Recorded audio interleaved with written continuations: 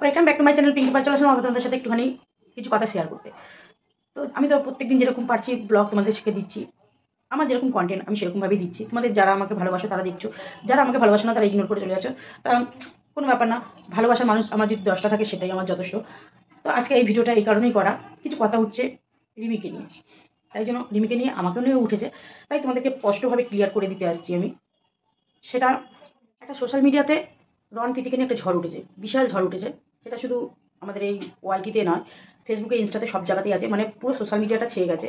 এখন তোমরা বলবে তুমিও রন প্রীতিকে নিয়ে বলতে এসছো, না আমি রন প্রীতিকে নিয়ে বলতে আসিনি। কারণ ঘটে যদি বুদ্ধি থাকে তাহলে হয়তো কিছু ইঙ্গিত করা যায়, আমিও সেটা ইঙ্গিত করতে পেরেছি বা পারছি, তাই আমার এখানে কিছু বলার নেই। শুধু একটুকুনি বলা, যারা আমাদেরকে তুলে মানে রন প্রীতির সাথে আমাদের পুরো জড়িয়ে কথাটা বলছো তারা ভুল বলছো। কারণ তোমরা প্রথম থেকে তোমরা সবটা দেখে এসছো, প্রথম থেকে A to Z আজ পর্যন্ত আমি কি করেছি বা রিমি কি করেছে বা আর বলা নেই, প্রত্যেকটা জিনিসই তোমরা দেখে এসছো। সেখানে কিন্তু রন প্রীতির সাথে আমাদের কোনোটাই মিল নেই। হ্যাঁ, প্রথম আমরা জানি, আমরা ওয়াইটিতে যেটুকু দেখেছি সেটুকুই তোমরা, মানে আমরা কেন, আমি কিন্তু প্রত্যেকটা ভিডিওই দেখি, কারণ রন প্রীতিকে আজ থেকে আমি চিনি না, টিকটক থেকেই চিনি। আর যারা কিনা বলছো যে প্রীতির জন্য রনকে চেনে, রনের জন্য প্রীতিকে চেনে, না একদমই না, ওরা দুজনই কন্টেন্ট ক্রিয়েটার ছিল। আমি তো হয়তো আমি ভিডিও করতাম না সেরকম একটা, আমি রিসেন্টলি এই 2-4 বছর হয়েছে এসেছি। তবে ওদেরকে আমি কিন্তু খুবই মানে ফলো করতাম বা দেখতাম। এমনকি রিমির ফ্রেন্ডও ছিল, দুজনই রিমির ফ্রেন্ড ছিল টিকটকের সময়। তোমার প্রীতি ছিল আর রনও ছিল।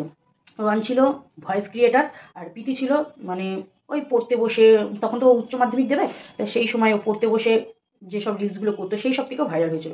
যাই হোক, আমি যতটুকুনি জানি আমি ততটুকুনি তোমাদের কাছে শেয়ার করবো। তো মাঝে তোমরা তো দেখেছিলে যে ওদের রেজিস্ট্রি হয়ে যাওয়ার পরে প্রীতি গিয়ে ওই বাড়িতে ছিল, তারপরে কিন্তু একটা জাস্ট একটা ভয়েসের মাধ্যমে বলেছিল যে ও 3 মাস খুব কষ্টের ছিল। সেটা সামথিং যে আমরা সবাই দেখেছি, সেই উদ্দেশ্যে কিন্তু সেই ঝামেলাটা আমরা জানতে পারি। তার মধ্যে যে তারপরে তার আগে কি ঝামেলা হয়েছে আমরা কেউ কিন্তু কিচ্ছু জানি না, কিন্তু ওদের মধ্যে মিলচাল হয়ে গেল। তারপরে ওরা ঘুরতে গেল, সবটাই আমরা দেখেছি ক্যামেরার মাধ্যমে, কিন্তু ভেতরে ভেতরে ওদের যেরকম ঝামেলা সেরকমই ছিল। হ্যাঁ, এই ঝামেলাটা, এই যে আসার কারণটাই হচ্ছে, কারণ প্রীতি রনের মধ্যে মিলটা হয়ে যাওয়াতে হয়তো, আমার যেটুকুনি ধারণা, দেখো আমি এসব আটঘাটগুলো বেরিয়েছি তো আমি একটু হলেও অনুভব করতে পারি, তাই জন্য আমার যেটুকু ধারণা সেইটুকু হিসাবে আমি বলবো যে রনের সাথে আর প্রীতির সাথে রিমির ব্যাপারটা পুরোটাই আলাদা। তোমরা কেউ জড়িয়ে ফেলবে না ওইটা, আর কেউ ওইটার সাথে এটাকে মিলিয়ে ফেলবে না। কারণ ওটা হচ্ছে রন প্রীতিকে ভালোবেসে বাড়ি ছেড়েছে, ফ্ল্যাট কিনেছে, অতএব দুজনে ভালো আছে, দুজনের পাশে আছে। এটা হচ্ছে রনের সাথে তার বাড়ির ঝামেলা, ঠিক আছে? এটা আমরা সব মেয়েরাই জানি, একটা মেয়ে এক জায়গায় গেলে নতুন নতুন ভালোবাসা, তারপরে কিন্তু বিরক্ত হয়ে যায়, একটা ক্যাচরা সৃষ্টি হয়। সেটা হয়তো 3 মাসও বাড়ি মানে শ্বশুরবাড়িতে থাকার পর 3 মাস 2 মাস যে ছিল, সেটা থাকার পর হয়তো সেটা হয়েছে, তারপরে ও বাড়ি ছেড়ে ওই বাড়ি ছেড়ে চলে এসে এখন আমরা দেখতে পাই হয় ওর দিদির বাড়িতে আছে, তোমার ইয়েতে ব্যারাকপুরে, আর না হয় ওর বাপের বাড়িতে আছে। নিশ্চয়ই ওদের মধ্যে তেমন একটা ঘটনা ঘটেছে। হ্যাঁ, আমিও এটা অনুভব করেই কিন্তু আমি কথাটা বলছি, কারণ আমি প্রীতির একটা কমিউনিটি পোস্ট দেখেছি। কমিউনিটি পোস্ট দেখাতে আমি বুঝতে পারলাম ওদের মধ্যে ঝামেলাটা হচ্ছে। আর যেহেতু আমি জানি না ঠিক বলছি কি ভুল বলছি, যেহেতু ননদ কিন্তু বাপের বাড়িতেই থাকে, অতএব ওদের মধ্যে ঝামেলাটা প্রচুর পরিমাণে হচ্ছে, সেটা প্রীতির কমিউনিটি পোস্টেই বোঝা গেছে। আর সেইটা হয়তো রন যেহেতু নিজে দেখে করেছে, অবশ্যই মায়ের পাশেও থাকা দরকার, বউয়ের পাশেও থাকা দরকার। আর অবশ্যই ও প্রীতির পাশটাই বেছে নিয়েছে, মায়ের কথাও শোনে আর প্রীতির কথাও শোনে। তা প্রীতিকে যেহেতু পরের মেয়ে, ওকে তো রাখতেই হবে। দেখো, একটা মেয়ে একটা ঘর ছেড়ে আসে একটা স্বামী বা তার পরিবারের হাত ধরে বা তাদের ভালোবাসা পাওয়ার জন্য। তারা কিন্তু মা বাবা প্লাস মেয়েরা মেয়েরা কিন্তু মা বাবাকে প্লাস তার আত্মীয় স্বজনকে সবাইকে ভুলে যায় তার স্বামীর ভালোবাসা পেয়ে বা তার শ্বশুরবাড়ির ভালোবাসা পেয়ে। সেইটা হয়তো ও মানে বুঝতে পেরে ওই বাড়ি ছেড়ে এই বাড়িতে চলে এসেছে।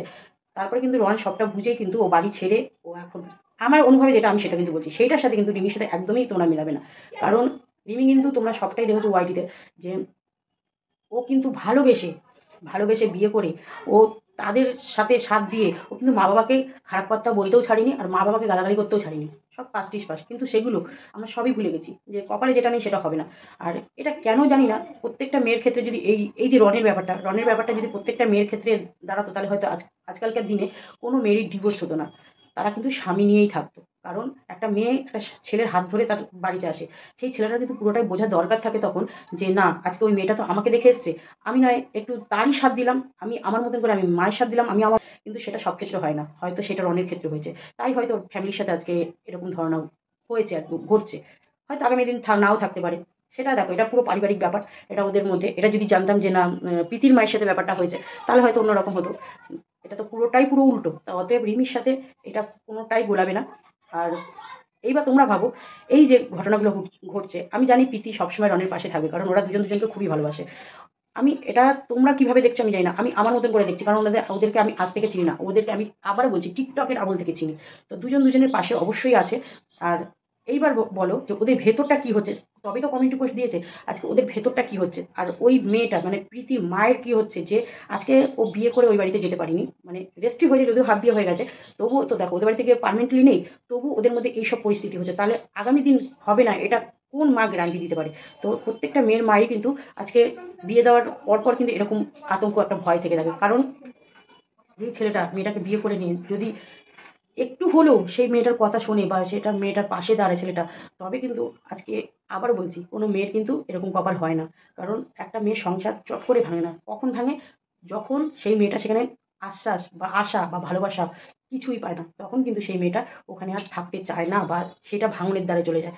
আর এই যে আজকে তোমরা বলবে যে তুমি এত বড় বড় কেন কথা বলছো, আজকে এই ভিডিওটা কিন্তু তোমাদের কাকুও দেখবে। আজকে তোমাদের কাকু আমাকে সব রকম জেনে শুনেই কিন্তু এখানে নিয়ে এসেছে, মানে ভালোবেসেছে। ঠিক আছে, জেনে শুনেই ভালোবেসেছে, সবটা তোমরা জানো, যা কাকুও কিন্তু সেটা জেনেই আমাকে বিয়ে করেছে। তো কাকুর মাথার উপর থেকে কিন্তু যেরকম রনের ঝড় গেছে, এরকমভাবে কিন্তু কাকুরও মাথার উপর থেকে ঝড় ঝাপটা প্রচুর প্রচুর গেছে। কিন্তু সেই মানুষটাকে আমার হাত ছেড়েছে না।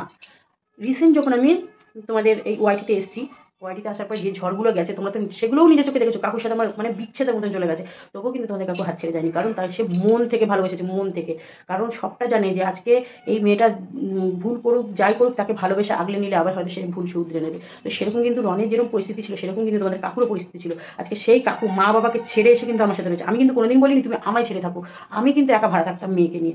ওই কাকু যখন দেখলো আমার বউকে কেউ একসেপ্ট করতে পারবে না, তখন কিন্তু ওই কাকু আমাকে নিয়ে ভাড়া থাকলো, আমি যেখানে থাকতাম সেখানে এসে থাকলো। তাহলে নিশ্চয়ই রনের ক্ষেত্রেও সেটা হয়েছে, কারণ ও একটু বউকে হয়তো বেশি ভালোবেসে ফেলেছে, হয়তো সেটা বাড়ির লোকের পছন্দ না, বা বাড়ির লোকের একটু কিছু কম পড়ছে, তাই জন্য। আমি জানি না, আমার দিক দিয়ে আমি কথাটা বললাম, তো আমার যেটুকুনি নলেজ আমি সেটুকুনি বুঝলাম।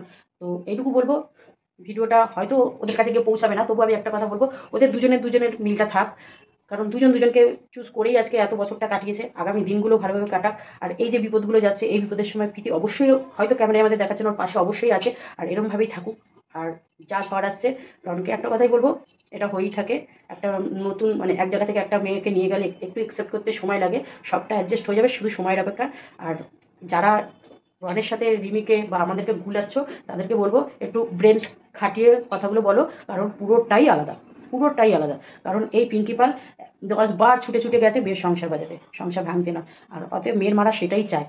জানি না, এটা যদি ছেলের মারা যেত হয়তো বহুত সংসার এরকম বেঁচে যেত বা জোড়া লেগে যেত।